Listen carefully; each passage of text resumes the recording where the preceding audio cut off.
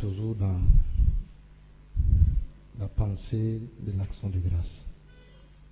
Et nous avançons doucement vers la fin. Dimanche, nous aurons notre culte d'action de grâce.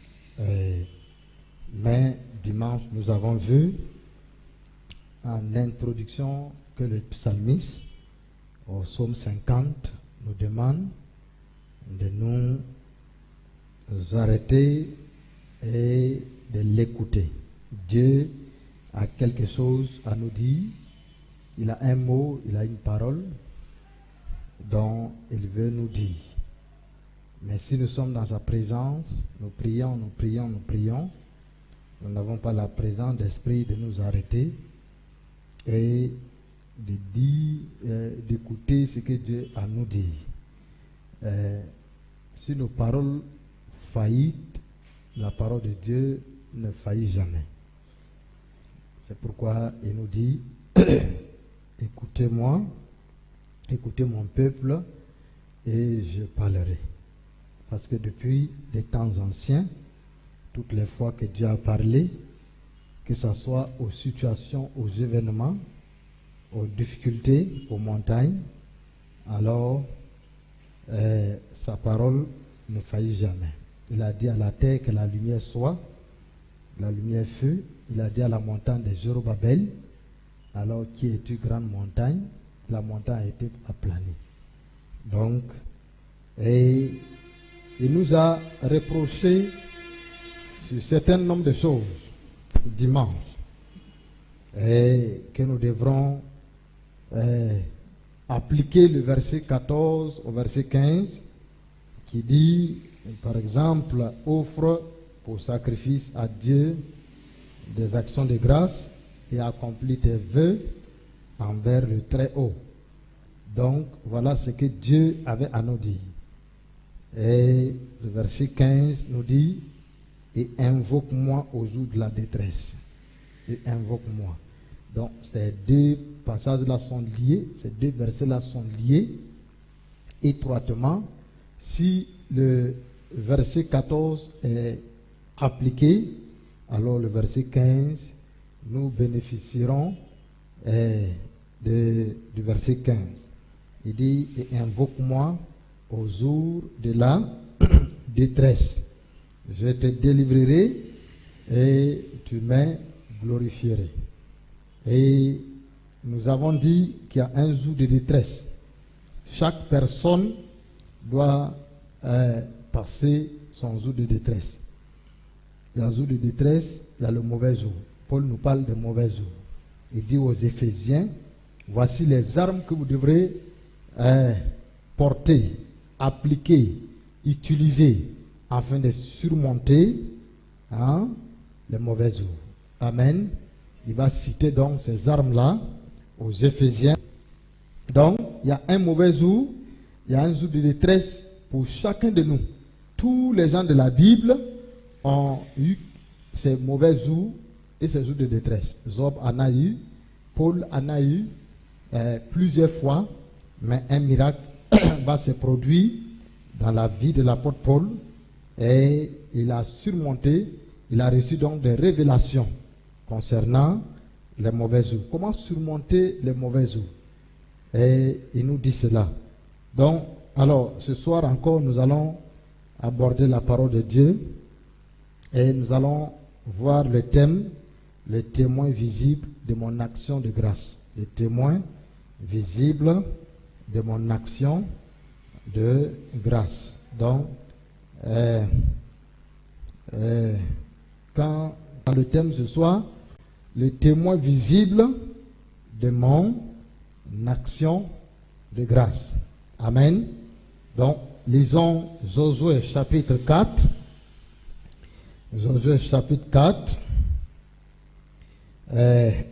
On va lire à partir du verset 1. On va aller progressivement et nous allons comprendre la pensée du Saint-Esprit ce soir. Il dit, lorsque toute la nation eut achevé de passer le Jourdain, l'Éternel dit à Josué, prenez 12 hommes parmi le peuple, un homme de chaque tribu, donnez-leur cet ordre. Enlevez d'ici du milieu du Jourdain, de la place où les sacrificateurs sont arrêtés, de pied ferme, 12 pierres que vous emporterez avec vous et que vous déposerez dans le lieu où vous passerez cette nuit. Amen. Je dis Amen. Alors, voici la recommandation que Dieu donne à Josué.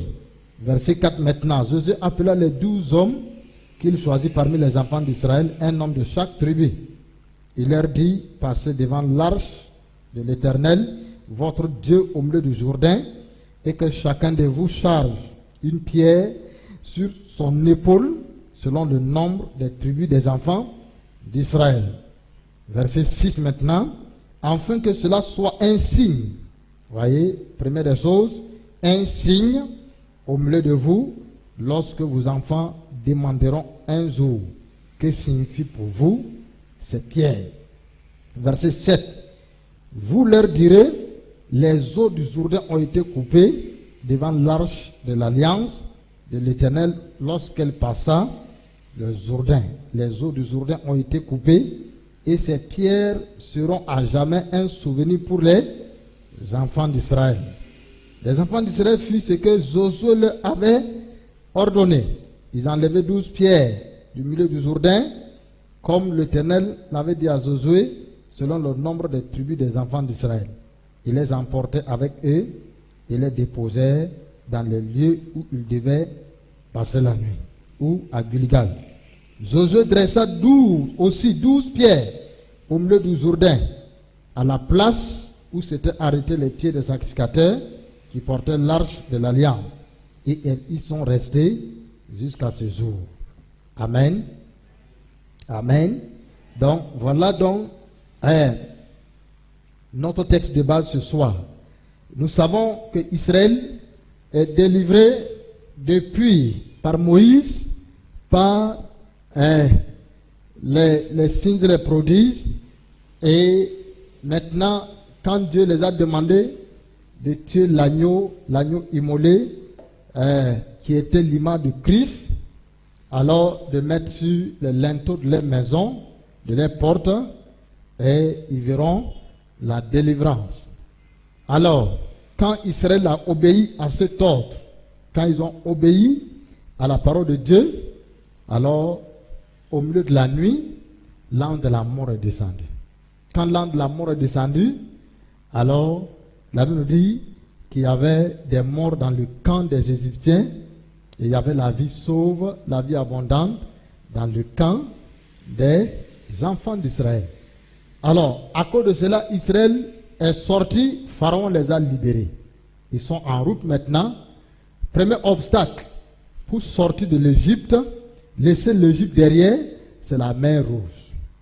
Maintenant, deuxième obstacle pour entrer en Canaan, c'est le Jourdain. Et les chrétiens ne comprennent pas ça. Quand tu sors du monde, la première des choses que tu rencontres, ce n'est pas les bénédictions. Non, c'est ta mer rouge que tu dois traverser. Ton vieil homme doit rester dans la mer rouge. Mais l'évangile d'aujourd'hui, on dit, viens à Christ, tu seras béni. Tu seras guéri. Tu auras ceci et cela. Pourtant, l'Ancien Testament nous montre clairement. Moïse n'a jamais dit au peuple, ceci, de ce genre, faites ceci, vous serez bénis. Non. La bénédiction est d'abord quelque chose qui est lié aux enfants de Dieu. Parce que nous avons un Dieu béni. Mon Père est béni. Amen. Dieu est ton Père, il est béni. Est-ce que tu comprends ça? Il est béni. Alors, comment un père peut être béni, son enfant est pauvre? Ou son enfant est maudit? Moi, je ne comprends pas ça. Je ne comprends pas. Mon père, naturellement, est béni. Mais moi, je erre de gauche à droite. Je demande à manger. Je demande les miettes, l'argent de taxi. Ou alors, je demande les miettes pour m'acheter les habits. Pourtant, mon père, par exemple, qui est Dangote, ou bien le plus grand riche du Cameroun, moi, je devrais faire quoi? je devrais jouir naturellement.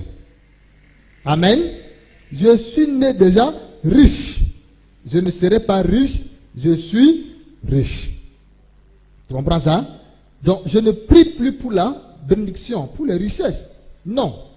Je dois travailler maintenant ma vieille nature pour pouvoir garder la richesse. C'est pourquoi Israël est sorti. Première des choses, premier obstacle, c'est la mer Rouge. Les principes sont clairs. Il faut qu'on revienne sur les principes bibliques. Israël sort, la mer Rouge les attend. La mer Rouge, ce n'est rien d'autre. Ce n'est pas pour effrayer Israël ou alors pour, je ne sais pas, Dieu est méchant. Non. Tout simplement, tout leur background, leur passé là, leur passé doit rester dans le Jourdain. Et c'est clair et net que quand tu donnes ta vie à Jésus, dans la mer Rouge, quand tu donnes ta vie à Jésus, il y a toujours la mer Rouge devant toi. Aucun prophète ne peut enlever ça. Aucun pasteur. Si tu viens me voir, tu dis qu'il y a la mer Rouge devant moi, prie que ça s'enlève. Je vais dire non, je vais prier que ça s'ouvre. Dieu n'enlève pas la mer Rouge. Dieu ouvre la mer Rouge. Amen. Quand on était encore là-bas, on a eu à prêcher, mon Jourdain doit s'ouvrir. C'était le thème. C'était un programme. Mon Jourdain doit s'ouvrir. Donc, quand tu sors de là, la vieille nature reste. Vous comprenez? Maintenant, avant d'entrer en Canaan, puisque tu as encore traîné d'autres choses dans le désert, il faut que ça reste encore dans le Jourdain. C'est pourquoi, pour aller au ciel, c'est un nouveau corps. Amen. Nous traversons les cieux ayant un nouveau corps. Israël sort, le vieil homme reste. Maintenant, ça c'est la mer Rouge. L'entrée de Canaan, c'est le nouveau corps qui entre en Canaan. La nouvelle création entre en Canaan. Quand vous lisez l'Ancien Testament, transformez tout simplement dans le Nouveau Testament. Vous allez comprendre facilement. La nouvelle création. Ce corps n'ira pas au ciel. De même, ce corps ne peut pas entrer en Canaan. Parce qu'il y a des éléments en Canaan. Il y a des dieux en Canaan. Que si votre vieil homme n'est pas resté dans le Jourdain, alors Canaan va vous mettre à terre. Maintenant, Israël est sorti avec Moïse. Ils ont traversé la mer Rouge. Et finalement, ils sont arrivés au mont Sinaï. Au mont Sinaï, il y avait un jeune homme de la personne de Josué. Parmi 600 000 hommes, seul Josué était comme le bras droit de Moïse, ou alors qui signalait un signe positif qui pourrait être le successeur, le prochain Moïse. Seul Josué. Mais 600 000 hommes, seulement un seul successeur, une seule personne qui va se démarquer. 600 000. C'est à réfléchir, hein? 600 000. Tous ces 600 000 étaient où? Quand Dieu parlait, quand Dieu disait, je veux, que ces 600 000 là, ils étaient où pour ne pas répondre à l'appel de Dieu? C'est ce Josué maintenant dont Moïse rend l'âme. Et Dieu dit à Moïse, monte sur la montagne avec Josué. Écoutez-moi, la seule personne qui a vu Moïse mourir, c'est Josué. C'est la seule personne. Même Aaron qui était son frère, c'est vrai qu'il est parti avant, les Myriam, mais même ses parents proches n'ont pas vu Moïse mourir. La personne qui a vu Moïse mourir, puisque Dieu a dit à Moïse, dis à Josué de monter avec toi sur la montagne et tu vas te déshabiller. La tose, hein? L'habit sacerdotal là, tu vas te déshabiller, tu vas te dépouiller, tu vas dépouiller Josué, puisque ces vieilles habits là qui les sortent de l'Égypte allaient, va rester sur la montagne. C'est enterré sur la montagne avec Moïse. Est-ce que vous comprenez ça? Tu es là ce soir? C'est enterré. L'habit, les vieux habits de Josué et le corps de Josué et de Moïse, tous ont été enterrés là-bas. Il dit, Dieu dit à Moïse, déshabille-toi et déshabille Josué, habille-le.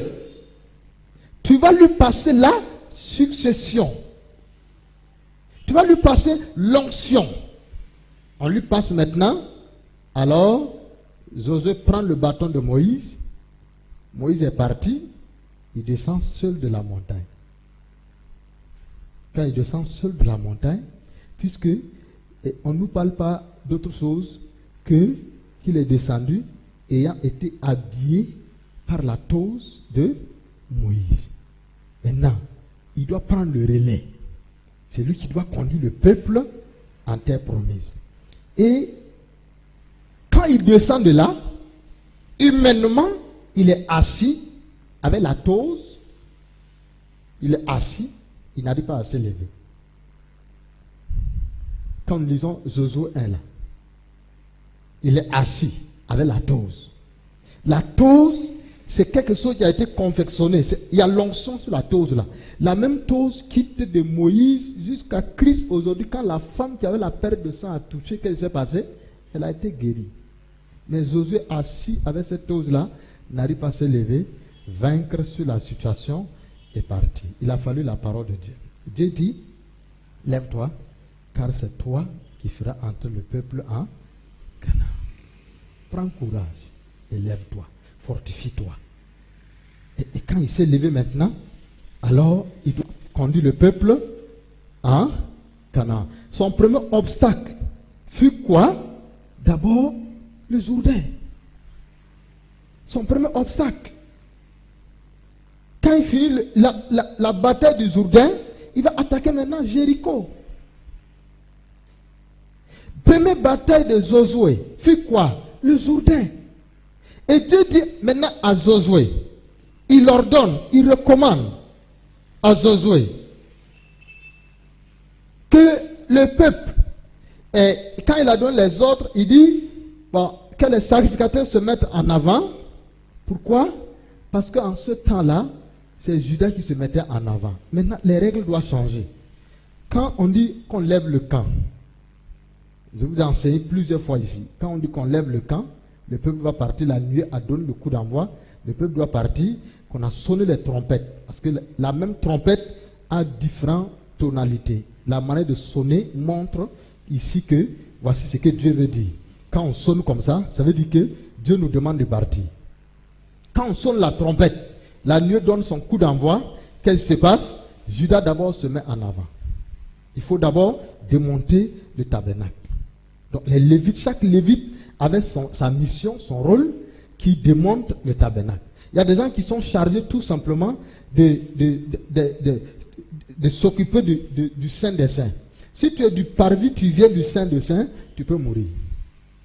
Là, tu n'as pas été choisi pour faire ça. Maintenant, quand on lève le camp maintenant, le tabernacle est porté maintenant, l'arche de l'arche est portée maintenant, Judas se met en avant. Judas, c'est quoi? C'est la louange. Dieu veut toujours que dans vos combats, vous mettez la louange devant. Ne mettez ni jamais la prière, ni les prophéties. Non. Mettez toujours la louange. L'adoration. Judas est cette image-là. Et Judas est le plus grand nombre. Le jour qu'on va vous enseigner sur le tabernacle, si vous êtes attentif, vous allez sortir étant transformé. Judas est le grand nombre de tous les tribus. Et Dieu fait en sorte que Judas se met en avant. Quand Judas se met en avant, l'arche suit maintenant. Le plus grand nombre protège le plus petit. Et le dernier qui fait la queue est le plus grand nombre. Donc le plus grand nombre est devant, le plus grand nombre est derrière, les petites tribus sont au milieu. L'arche est là. Donc quand Judas se lève, il s'avance avec la louange, alors les sacrificateurs qui portent l'arche maintenant, ils suivent. Dieu marche dans la louange et dans l'adoration. Dieu bouge dans ça. Il est content quand il y a ça. Ouais, c'est pourquoi un enfant de Dieu ne doit pas rater le culte, l'introduction du culte. Quand tu rates l'introduction du culte, c'est comme tu as tout raté. Dieu bouge dans la louange et l'adoration. C'est ça, il se plaît dans ça. Il avance. Il avance. Quand il y a les batailles, Judas attaque. La louange, rien ne peut dominer sur celui qui loue Dieu, qui adore Dieu. Rien. Maintenant, quand ils arrivent maintenant devant la main le Jourdain, les règles changent. Dieu dit, ok, moi je connais le chemin. Judas, tu es homme, tu es un être humain. Malgré que tu as la louange et l'adoration, mets-toi derrière, laisse-moi le soin de traverser, d'ouvrir le Jourdain. Maintenant, les sacrificateurs ont porté l'arche. Il doit s'avancer. La Bible nous dit que dès que les pieds ont touché le Jourdain, les pieds des sacrificateurs, le premier sacrificateur qui portait l'arche, dès que son pied a touché l'eau du Jourdain, on dit le Jourdain a commencé à s'ouvrir. Et ça s'est ouvert devant Israël. Israël marche maintenant la même chose. Ce que l'ancienne génération a vécu avec la main rouge, la nouvelle génération va passer la même chose avec le Jourdain. Israël traverse. Au milieu du Jourdain maintenant, puisque c'est Dieu qui dirige, Dieu dit aux sacrificateurs qui portent l'arche, stop. Ils se sont arrêtés. Toute la nation doit passer maintenant. Maintenant, on dit toute la nation. On ne dit plus le peuple d'Israël. Pourquoi? Parce qu'à partir du moment qu'ils ont campé pendant 38 ans au Jourdain, au mont Sinaï, Dieu, ils sont devenus une nation. Ils ont une loi, ils ont une terre, hein? Ils ont un leader. Vous voyez? Quand on dit qu'une nation, qu'est-ce qu'une nation? Qu'est-ce qui caractérise une nation? C'est ça. Une nation sans loi n'est pas une nation. Vous n'êtes pas encore indépendant. Israël est maintenant un peuple indépendant. Donc Dieu dit stop. Quand ils sont arrêtés maintenant, puisque la présence de l'arche au milieu du Jourdain, c'est ça qui bloque le Jourdain. C'est ça qui empêche l'eau du Jourdain de venir. Alors, toute la nation doit passer. La nation traverse. Quand ils ont fini de traverser, la dernière personne qui est sortie, Dieu dit maintenant à Josué, alors choisis 12 personnes. Chaque tribu, parmi les 12 tribus là, choisis une personne par tribu. Et qu'il retourne dans le Jourdain, là où l'arche est placée là, il y a 12 pierres au milieu du Jourdain. Portez les 12 pierres là, placées à Gilgal. Gilgal, c'est la première ville de Canaan. Placée à Gilgal. Et portez 12 pierres à Gilgal, placées dans le Jourdain. Est-ce que tu es là ce soir? Amen. Israël, maintenant, ils ont porté 12 pierres pour placer à Gilgal, qui est la prochaine ville devant eux, de Canaan. 12 pierres de Gilgal pour mettre dans le Jourdain. Mais Josué a commencé à se poser la question, Seigneur, qu'est-ce que cela veut dire? Puisque l'eau du Jourdain va engloutir, nous on ne va pas rester à Gilgal, on va partir. Dieu dit à Josué, quand vos enfants vont vous poser la question, que signifie cela? Vous direz à vos enfants, ce sera un signe pour vous les pères, hein, et un mémorial pour la génération qui vient. Maintenant, quand vos enfants vont vous demander, vous allez leur dire que l'eau du Jourdain a été ouverte. Est-ce que tu comprends ça? Donc, vos enfants vont vous demander. Parce que les pierres sont toujours là jusqu'aujourd'hui. C'est ce que la Bible dit. Et vous allez entendre un jour que les archéologues ont découvert. Dans le Jourdain, là, il y a 12 pierres. Et ces 12 pierres, l'eau ne peut pas emporter. À Gilgal, il y a les 12 pierres. Rien ne peut emporter. C'est là. Même si tout a été chamboulé, c'est là, sous la terre. Un jour, on va découvrir. Et les signes vont montrer qu'effectivement, Israël... Alors, qu'est-ce que cela veut dire? Dieu dit, ça doit être un signe. C'est pourquoi j'ai dit, le signe, le témoin visible de mon action de grâce. Qu'est-ce qui peut être un témoin visible de mon action de grâce? Pourquoi Dieu demande qu'on enlève 12 pierres pour amener or, on enlève 12 pierres pour amener dedans? Pourquoi? Parce que les 12 pierres dans le Jourdain témoignera demain que c'est Dieu qui a ouvert le Jourdain. Et les 12 pierres hors du Jourdain va témoigner quoi? Un, que Israël a traversé le Jourdain à pied sec. Alors maintenant, si ce témoin, les 12 pierres sont un témoin, est-ce que vous comprenez ça? C'est un témoin de ce que Dieu a fait.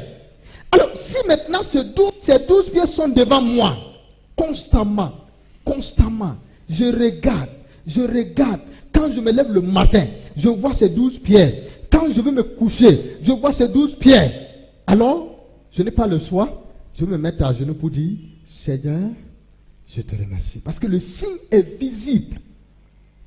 La pierre est un témoin de mon action de grâce. Donc ça veut dire, chaque fois que Israël va regarder ces 12 pierres, ils vont lever les mains pour dire, Seigneur, nous te disons merci pour l'œuvre que tu as accomplie. En réalité, c'est toi qui as ouvert le Jourdain. Ce n'est pas un homme, mais c'est toi. Vous savez, les vedettes de ce monde-là, ils ont les médailles. Ils ont les trophées. Les footballeurs ont les trophées. Mais le trophée est quelque part, dans un angle décoré. Amen. Je dis amen. Le trophée est dans un angle décoré. Quand vous entrez là, alors vous pouvez comprendre son carrière, ou bien sa carrière, son passé, son parcours. Quand vous entrez là, je prends un grand footballeur, un exemple, sans citer le nom, qui a eu le ballon d'or plusieurs fois, qui a eu les trophées plusieurs fois. Quand vous entrez, il y a un endroit qui est spécialement choisi, décoré, que tous les trophées doivent être là. Ballon d'or, c'est là-bas, les trophées, tout. Quand il entre là, il voit le signe de ses victoires. Amen. Il voit les signes de ses victoires. Nous, en tant que chrétiens, la croix est notre signe de victoire. La croix est notre trophée. Nous n'avons pas un trophée physique. Vous voyez? Donc quand il regarde, quand lui regarde le trophée, le ballon d'or, c'est une fierté. Quand nous regardons la croix, nous donnons gloire à Dieu. Seigneur, je te bénis pour l'œuvre achevée de Christ. Amen. Donc ces 12 pierres sont un signe pour montrer à Israël, oui, votre vieil homme a été enterré dans le Jourdain. Pour nous, aujourd'hui, en tant que nouvelle création, ça montre tout simplement que la nouvelle création a remporté la victoire sur le monde des ténèbres. Voici les signes visibles. Voici les témoins. Oui, Israël, ta vieille nature a été enterrée. Si tu ne crois pas, dans le Jourdain témoigne. Il y a 12 pierres là qui témoignent.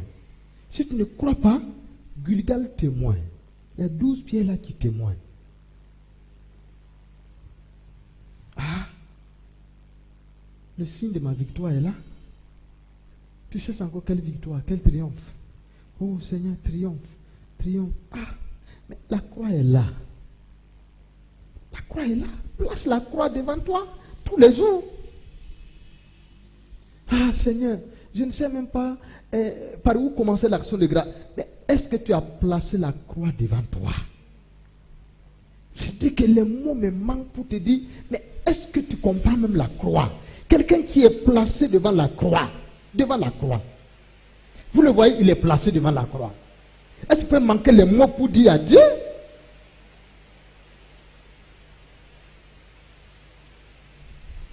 Devant la croix. Quelqu'un est monté là. Il est mort. On l'a crucifié. On lui a fait toutes sortes d'injustices. Tu ne connais pas la Bible.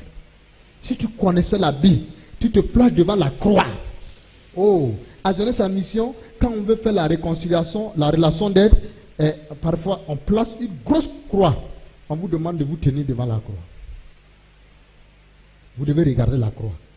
Tu vas devant la croix, tu te tiens. C'est pas le culte des images, hein? Non. C'est pour amener les gens à être guéris. Tu te places devant la croix. On dit, mais Christ, imagine que Christ est sur la croix maintenant. Est-ce que tu peux manquer quelque chose à dire? Voilà son corps en train de saigner. Un jour, Papa Karamiri dit qu'il a prêché.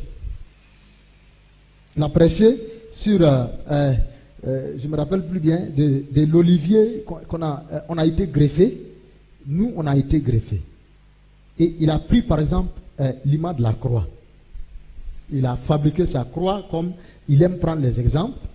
Il a fabriqué une croix artificielle sur place là. Et maintenant, le mois de rendre ministère, il a demandé à tout le monde, si tu as quoi, quelle qu'en soit ta maladie, je veux seulement un objet qui représente ta maladie. Tu poses sur la croix. Tous ceux qui sont malades, il dit, vous allez vous tenir là, vous allez poser sur la croix. Mon ami, ce jour, les gens ont été guéris. Parce qu'un objet qui représente, et quand tu tiens là, c'est ta maladie comme ça. Tu poses sur la croix. Tu as donné à qui? À Dieu. Et tu t'en vas. Les gens ont été guéris. Les gens ont été délivrés. Donc, les 12 pierres au milieu du Jourdain sont un signe palpable. Un témoin. C'est le témoin de ma victoire. Les 12 pierres à Gilgal. Déjà à Gilgal, c'est l'antichambre de Canaan. Après Gilgal, vous allez voir, quand ils sont arrivés là, ils vont camper d'abord auprès des 12 pierres là. Israël ne va pas se lever. Dieu ne fonctionne pas. Non, Dieu n'est pas fou. Israël va camper à Gilgal. Quand ils sont campés à Gilgal, on ne sait pas combien de temps, mais ils sont là. Et Dieu a dit à Moïse, à Josué, circoncis-moi toute la nouvelle génération. Il faut me les circoncire. Les prépuces là doivent être enterrés où? À Gilgal. Les 12 pierres à Gilgal montrent déjà, Canaan c'est pour vous. Vous avez déjà pris la possession de Canaan. C'est pourquoi est-ce que Jéricho pouvait se tenir? Jéricho pouvait tenir? On dit Jéricho est barricadé et fermé. Une ville qui est barricadée et fermée. Comment vous pouvez prendre la position d'une ville qui est fermée? Comment vous pouvez atteindre une maison qui est fermée, qui n'a pas d'accès? L'accès est fermé. Seuls les habitants de dedans connaissent l'accès. En dehors de Dieu qui est au ciel. Quand Israël campe à Gilgal, qu'est-ce qui se passe? Dieu demande qu'on fasse la circoncision de la nouvelle génération. C'est pourquoi quand Élie, avant qu'il ne soit enlevé, il faisait le tour, il faisait comme quelque chose comme la revue de son ministère. C'est-à-dire les différentes étapes qui ont hébergé son ministère prophétique. Avant qu'il ne soit enlevé. Et l'une des étapes que Élie arrive, il est arrivé à Gilgal. Hein? Quand il arrive au Jourdain, après le Jourdain, il va aller à Gilgal. Après le Jourdain à Gilgal, c'est là qu'il est enlevé. Pourquoi il est enlevé? Il a été enlevé là. Pourquoi?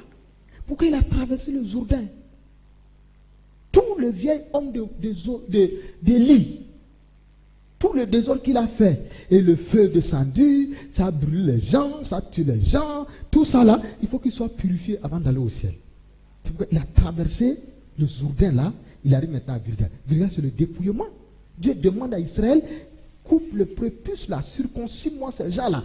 Parce qu'il ne peut pas entrer en Canaan avec le vieil homme. Le vieil homme qui est physique sur leur corps. Le signe du vieil homme. Il faut les circoncire. On a bon, vous croyez qu'on peut circoncire un homme aussi adulte? La plaie se cicatrise en une journée et qu'Israël entre. Donc ça veut dire qu'Israël a eu à camper à Gilgal beaucoup de temps. Même ça a eu dans un de ces combats, on nous mentionne Gilgal. Gilgal, il ne faut pas jouer avec Gilgal. Tout enfant de Dieu va passer à Gilgal. Oui. Tout enfant de Dieu, tu veux ou tu ne veux pas, tu vas passer là. Parce qu'à un moment donné là, notre cœur doit être, le prépuce de notre cœur doit être coupé. On ne circoncis plus physiquement. La nouvelle création. Mais c'est le cœur. Amen. Amen. Voilà. Et 12 bien, à Gilgal, c'est un signe déjà que Canaan vous appartient. Ne vous en faites pas. C'est pourquoi, quand ils sont arrivés devant Jéricho, tout simplement, Dieu a donné encore le même principe. Il dit, bon, l'arche va se mettre en avant, et vous allez sonner les trompettes. Vous allez faire le tour. La victoire est déjà acquise. C'est déjà acquise. Vous allez faire le tour. Vous voyez comment Dieu fonctionne. 12 pieds. 12 pieds. Seigneur, nous te disons merci. Nous bénissons ton nom. Donc pendant tout le temps qu'ils sont à Gilgal là, Seigneur, nous bénissons ton nom. Seigneur, nous te louons. Seigneur, nous t'exaltons. Les témoins. La terre témoin, le ciel témoin, le monde des autres témoins. Ce que Dieu a fait. Les témoins visibles de mon action de grâce. Amen. C'est ça. Il faut comprendre. Il faut comprendre. Les témoins visibles de mon action de grâce. Et beaucoup de choses vont se passer. Allons maintenant voir le prophète Samuel. 1 Samuel 7, verset 9 à 17. 1 Samuel 7, verset 9 à 17. Quelqu'un peut me lire? 1 Samuel 7, 7 à 17. Quelqu'un peut me lire là-bas? Et bon, verset 14, verset 9 à 14. Laissez le verset 17. Voilà, de 17 jusqu'à 14. Voilà, 1 Samuel 7. C'est ça, non? Verset 7 à 14. Les Philistins apprirent que les enfants d'Israël s'étaient assemblés à Mispa, et les princes des Philistins montaient contre Israël. Oui. À cette nouvelle, les enfants d'Israël eurent peur des Philistins, et ils dirent à Samuel, ne cesse point de crier pour nous à l'Éternel, notre Dieu, afin qu'il nous sauve de la main des Philistins. Samuel prit un agneau de lait et l'offrit tout entier en holocauste à l'Éternel. Il cria à l'Éternel pour Israël, et l'Éternel exauça. Pendant que Samuel offrait l'holocauste, les Philistins s'approchèrent pour attaquer Israël. L'Éternel fit retentir en ce jour son tonnerre sur les Philistins et les mit en déroute. Ils furent battus devant Israël. Les enfants d'Israël sortirent de Mispa, poursuivirent les Philistins et les combattirent jusqu'au-dessus de Beth-Car. Samuel prit une pierre qu'il plaça entre Mispa et Shen, et il l'appela du nom d'Eben-Ezer, en disant, jusqu'ici, l'Éternel nous a secourus. Amen. Amen. C'est bon? Ou bien, s'il reste encore, tu lis jusqu'au verset 14. Verset 13. Ok. Ainsi les Philistins furent humiliés et ils ne vinrent plus sur le territoire d'Israël. La main de l'Éternel fut contre les Philistins pendant toute la vie de Samuel. Verset 14. Les villes que les Philistins avaient prises sur Israël retournèrent à Israël, depuis Écran jusqu'à Gath, avec leur territoire. Israël les arracha de la main des Philistins et il eut paix entre Israël et les Amoréens. Voilà. Donc, pour mieux comprendre, il nous faut retourner dans le contexte. Parce que quand on lit comme ça là, on n'arrive pas à comprendre la profondeur. Par exemple, le verset 12 nous dit, Samuel prit une pierre qu'il plaça entre Mispa et Shen. Et il l'appela du nom d'Ebenezer. Bon, Ebenezer. Vous voyez, en disant qu'ici l'Éternel nous a secourus. Amen.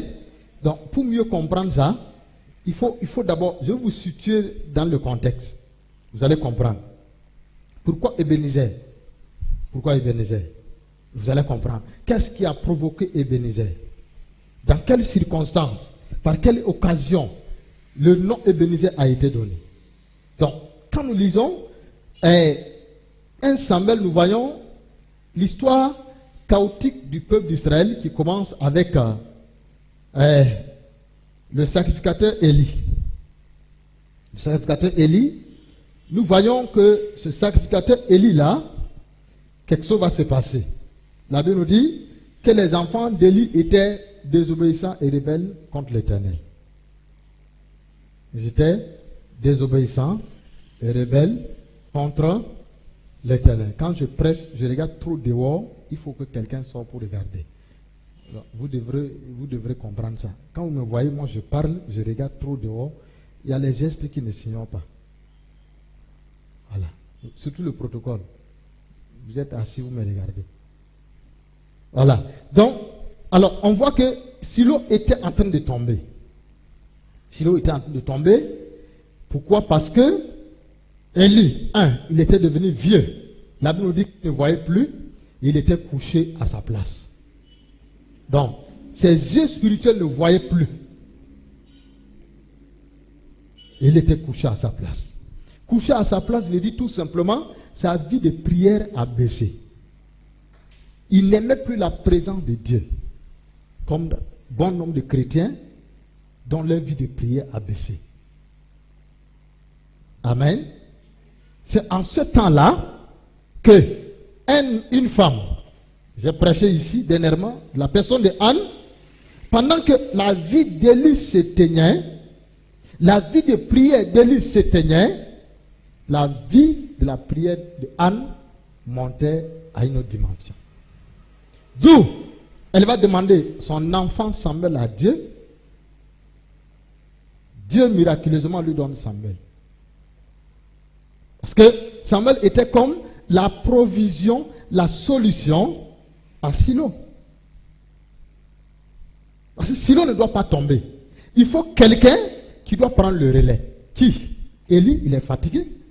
Ses enfants ne font qu'une vie de désordre.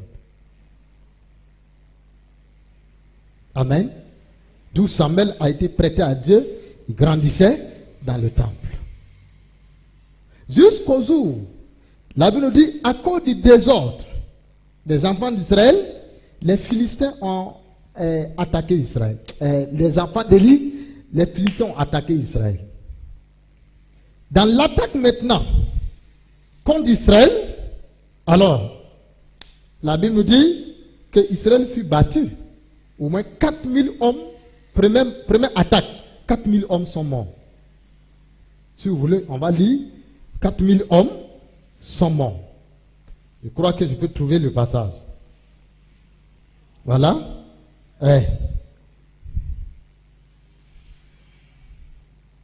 Lisons, voilà, bon, lisons à partir du verset, chapitre 4, verset 3, verset 2. On nous dit quoi là-bas? Quelqu'un peut me lire? Chapitre 4, verset 2. Les Philistins se rangèrent en bataille contre Israël et le combat s'engagea. Israël fut battu par les Philistins qui tuèrent sur le champ de bataille environ 4000 hommes. Est-ce que vous voyez ça? Donc, quand les Philistins sont rangés en bataille contre Israël, parce qu'à cause du désordre, Dieu veut mettre l'ordre. Il provoque maintenant tout problème, toutes sortes de problèmes. Parce que lui, il veut mettre l'ordre. Quand il provoque ça, parce que les enfants d'Élie ont ouvert la porte. Quand il provoque ça maintenant, Israël s'en va sur le terrain, sans consulter Dieu. Est-ce que vous êtes en règle pour faire le combat spirituel? Vous n'êtes pas en règle. Si vous n'êtes pas en règle, alors soyez en règle d'abord. Est-ce que vous êtes réconciliés? Vous êtes repentis? Ils ont dit non, Dieu est avec nous. Allons, on va remporter la victoire. C'est ainsi quand ils sont levés. Première attaque. 4000 hommes sont morts sur place. 4000 hommes. Le verset 3 dit, le peuple rentra au camp et les anciens d'Israël disent, pourquoi l'Éternel nous a-t-il laissé battre aujourd'hui par les Philistins?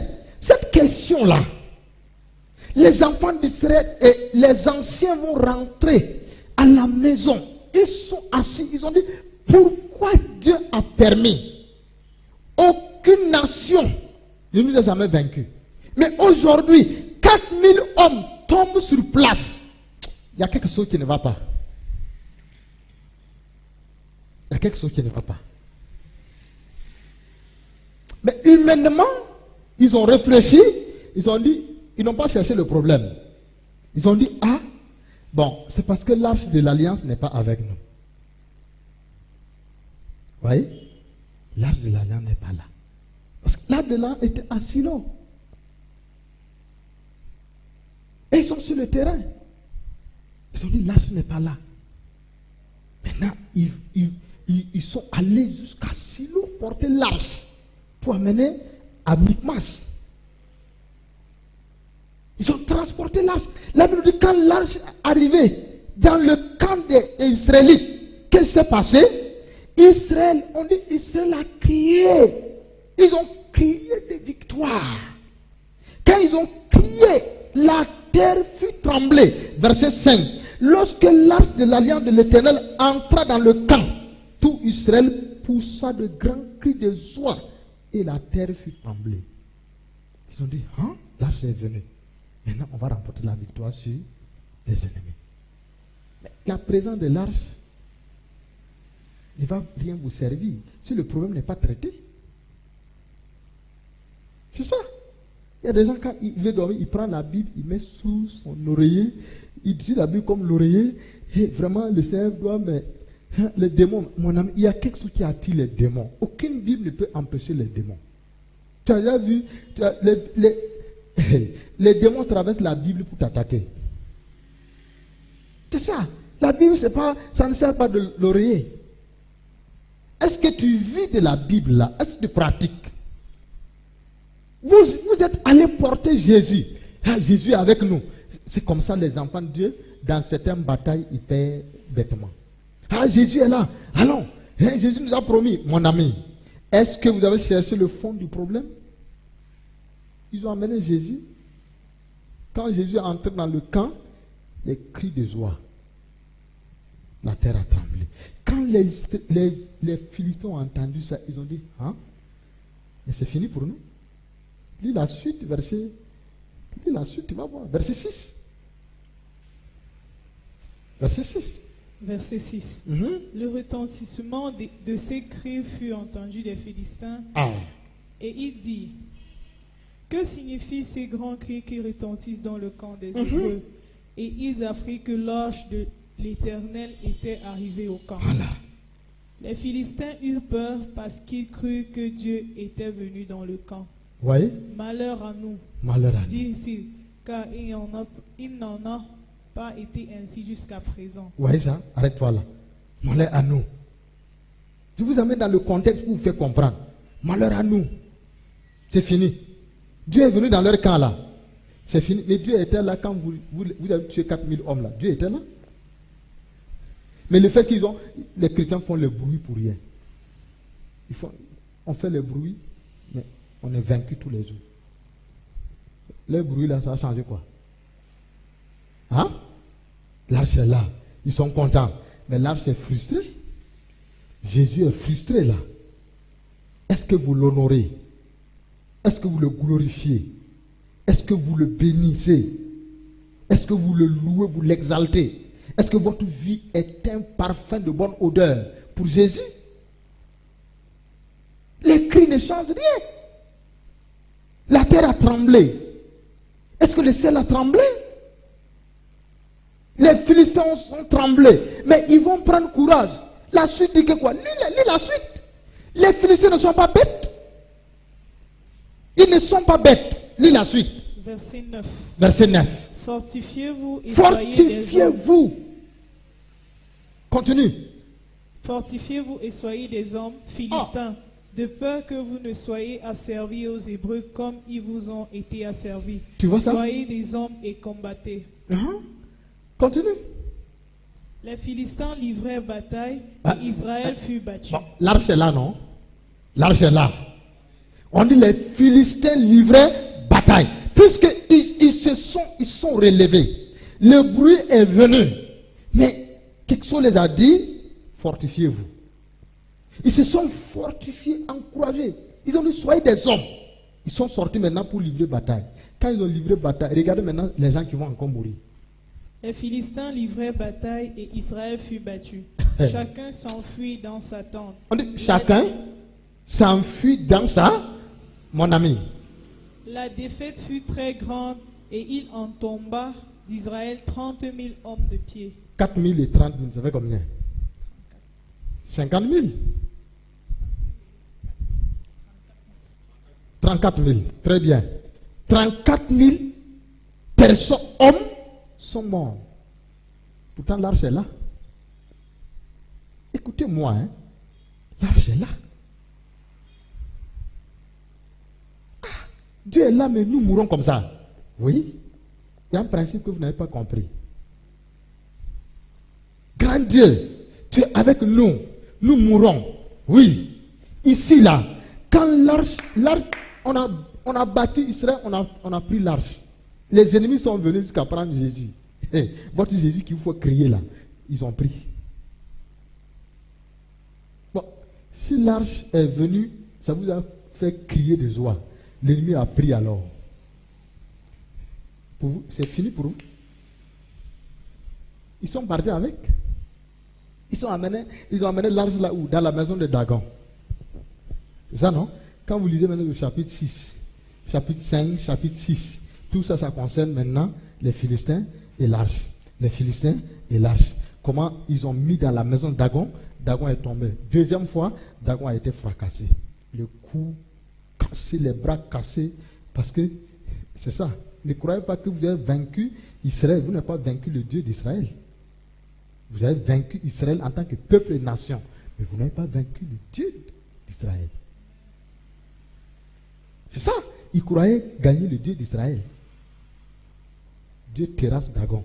Il dit, je suis toujours le chef. Hein? Quand il se lève le matin, il regarde, il dit, Dagon est tombé. L'arche est toujours là. Le pouvoir doit changer de main. C'est ça, non? Et ils ont dit, mais ils ont encore dressé. Ils ont fait les sacrifices, danser. Ils ont dressé Dagon. Il dit, Dagon, il ne faut plus tomber, hein, mon ami. Quand deux puissances se rencontrent, Papa Karam dit, quand deux verbes se suivent, le second se met à mon ami. Ils ont encore placé Dagon, devant Dagon. Ils ont dansé, ils sont allés dormir. Le lendemain, cette fois-ci, hein, Jésus a tout fracassé. Ils ont dit, on va renvoyer. Écoutez-moi. Israël battu, 34 000 hommes tombés. L'arche est prise. L'arche est partie. Au même moment que l'arche est en train de partir, les deux fils d'Élie sont morts sur le champ.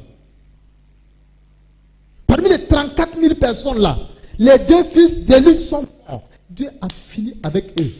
L'arche est prise. Il y a un fuyard, toujours un messager. Il court depuis la brousse. Il arrive devant Élie. Élie était assis, il attendait. La Bible nous dit que Élie attendait. Il voulait entendre les nouvelles. Il était inquiet. Au fond de lui, il savait que ce que ses enfants ont mené là, ce n'est pas une bonne vie. Il y a quelque chose qui va se passer. Son esprit, son instinct, l'esprit de Dieu qui était en lui là, avec lui là, parce que les sacrificateurs avaient l'esprit de Dieu à l'époque. L'esprit de Dieu qui était avec lui a commencé à signaler à Élie quelque chose qui ne va pas. Il était assis, inquiet, il attendait. Le messager arrive. Il dit, papa Élie, l'heure est grave. 30 000 personnes sont mortes. L'arche, tes 2 enfants sont morts. Hein? À peine il voulait demander est-ce que l'arche a été prise, le messager dit l'arche de l'Éternel a été prise. On dit Élie était assis sur une chaise. Il est quitté là-haut, tombé. Il a cassé son cou parce qu'il était pesant, dit la Bible. Il casse son cou. Il meurt là. Sa belle-fille était presque à terme. Écoutez-moi, c'est le contexte que je vous situe là. Pourquoi Ebenezer? Vous comprenez? Est-ce que vous êtes là ce soir? Sa belle-fille qui était à terme, la douleur, quand elle a entendu qu'elle a perdu son mari, fausse couche. En accouchant cet enfant, les sages-femmes ont dit à la femme, ne t'en fais pas, tu es en train de mettre au monde un garçon. Mais en ce moment, c'était trop tard. Elle était en train de mourir. Elle donne le nom à l'enfant Ichabod, qui veut dire la gloire est partie. Ah, Élie est mort. 34 000 personnes sont couchées. L'arche qui fait votre force a été prise. Satan vous a touché à tel point. Ce qui fait ta force, ce qui fait ta gloire, ce qui fait ta puissance, ta fierté a été prise. C'est parti.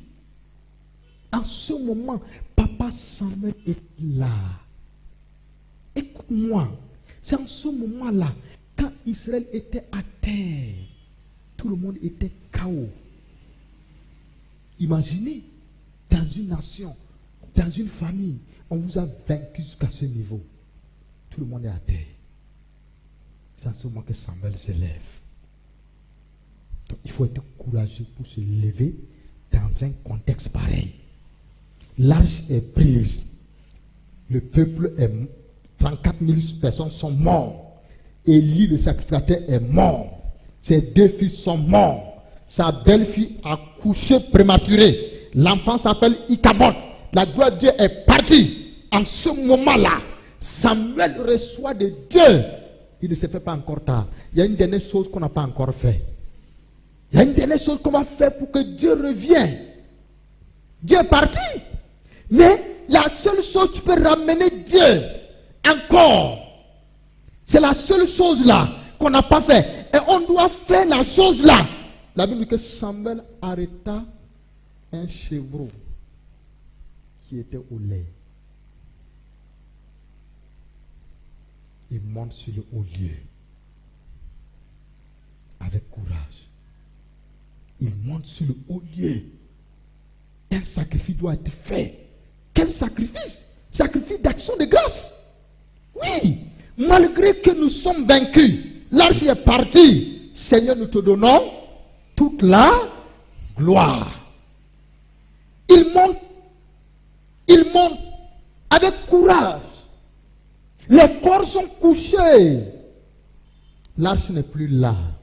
Il traverse les corps. Il traverse les corps. Il traverse les corps. Il atteint le haut lieu. Le sang doit être versé. Oui. L'offrande sacrificielle de Jésus. La mort de Christ. Il doit couper l'agneau. Il doit égorger. Dieu, tu ne peux pas partir comme ça. Tu ne peux pas nous abandonner comme ça. Tu vas revenir. Il s'assoit sur le haut lieu. Il prend le couteau. Seulement, il fallait avoir la foi. Il prend le couteau. Regarde le chevreau là. Il regarde. Une voix lui dit, égorge. Un miracle va se produire. À ce moment, il combattait. Il y avait un combat intérieur. Parce que cette offrande, c'est pas simple. C'est une offrande d'action de grâce qui va ramener Dieu. Dès qu'il a mis le couteau sur le chevreau, il a fait passer le feu. Lisez la suite. Lisez ce qui s'est passé. Lisez. Les Philistins étaient là. La suite du verset, c'est quoi? Quel verset? Verset, non, verset, on est au verset, combien? 14? Chapitre 7. C'est ça, non? Là où il a Ebenezer, là. Verset 12. Samuel prit une pierre qu'il plaça entre Mispa et Chêne, et il l'appela du nom d'Ebenezer. Avant ça, qu'est-ce qu'il fait? Verset 10. Verset 9. Samuel prit un agneau de lait et l'offrit tout entier en holocauste à l'Éternel. Il cria à l'Éternel pour Israël. Et l'Éternel a fait quoi? L'Éternel exauça. Pendant que Samuel offrait l'holocauste, les Philistins s'approchèrent. Pendant qu'il était en train de faire l'holocauste, les Philistins s'approchaient. Il est là. Il ne doit pas se lever. Mon ami. Il faut avoir la présence de Dieu en soi pour être courageux pour faire ça. Les corps sont couchés. Les mêmes Philistins sont en train de revenir. Mais tu es là sur l'autel avec ton couteau que tu dois passer à l'action. Pour s'attaquer Israël. L'Éternel fut retenti en ce jour, son tonnerre sur les Philistins. Il les mit en déroute. Il fut battu devant Israël. Verset 12 maintenant. Les hommes d'Israël sortis de Mispa, poursuivirent les Philistins et les battirent jusqu'au dessous de Beth-Car. Samuel prit une pierre qu'il plaça entre Mispa et Chêne, et il appela du nom d'Ebenezer en disant: jusqu'ici l'Éternel nous a secourus. Ebenezer, c'est un Dieu, c'est un autel de reconnaissance à Dieu. Seigneur, nous reconnaissons que c'est toi qui nous as secourus. Amen. Ainsi les Philistins furent humiliés et ils ne virent plus sur le territoire, ils ne vinrent plus sur le territoire d'Israël. La main de l'Éternel fut contre les Philistins pendant toute la vie de Samuel. Les villes que les Philistins avaient prises sur Israël retournaient à Israël. Qu'est-ce qui peut te redonner la victoire? Le triomphe. Quoi? Tes pleurs? L'action de grâce. Ton sacrifice. Ta consécration encore.